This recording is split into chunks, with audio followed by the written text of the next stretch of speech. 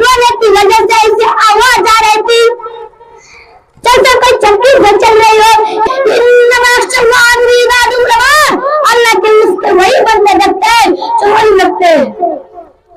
خوش دلائی ایسی بات ہے جو انبیاء کرام کی اور علماء کرام کی حتیٰ کہ مومنین عمدہ صفات میں شامل ہے.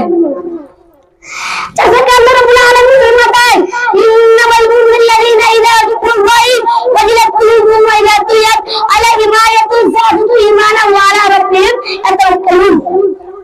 مومنوں کی شان تو یہ کہ اللہ کی ذکر کیا جاتا ہے تو ان کا دل پھیل جاتا ہے اور جب اس کی آیت سنائی جاتی ہے تو ان کی ایمان کو اور زیادہ کر دیتی ہے اور آرام میں اپنے پروردگار پر بھروسہ رکھتے ہیں. نازل حضرات اللہ تعالیٰ کے فرشتے جو ہمیشہ اللہ کی تصویر و تحمید کی برائے ہماری تعریف و توصیف میں مشغول رہتے ہیں.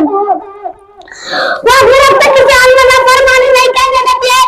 اللہ سے اتنا رکھتے ہیں کہ ان کی بارہ میں قرآن کہتا ہے وَهُمْ مِنْ خَشْيَتِهِ مُشْفِقُونَ. وہ تو اس کے عباد سے خود ہی ڈرتے ہیں. یہاں سے عارض زمین بلند اور بلا بیتکون آسمان سجر و حجر دریا پان سب کو بلائی سے لرزہ و ترزہ ہے. لیکن اس کا خوف سے گرگت پڑتا ہے. آئے حبیبہ الانبیاء محمد صلی اللہ علیہ وسلم کے خوش دلائی کے 12 میں صرف ایک حدیث سنی ہے. حضرت مطارف رضی اللہ عنہ کے والد حضرت عبداللہ رضی اللہ عنہ کہتا ہے کہ وعید رسول اللہ صلی اللہ علیہ وسلم اس لیے رسول صدری عزیز ان کے عزیز الرحان اہل بکائی. میں نے رسول صلی اللہ علیہ وسلم کو دیکھا آپ نماز پڑھ رہے تھے اور آپ کی سینے سے رونے کی وجہ سے اسے آواز آ رہی تھی جیسے کوئی چمکی سے چل رہی ہو. لیجیے صحیح بخاری کا حوالہ نبی صلی اللہ علیہ وسلم کے خوش دلائی کے پارے میں پڑھ کے سنی روایت حاصل کیجیے.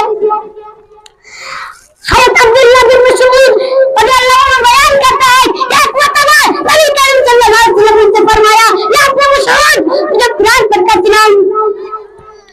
میں ناچ گیا آپ پر قرآن نازل ہوا ہے آپ بھی سلام آپ صلی اللہ علیہ وسلم فرمایا اور سلام میرا دل چاہتا ہے کہ میں تم سے قرآن سنوں. حضرت عبداللہ بن مسعود کہتا ہے کہ میں نے سورہ الشاہ کی تلاوت شروع کر دی جب اس آیت پر پہنچا فَكَيْفَ إِذَا جِئْنَا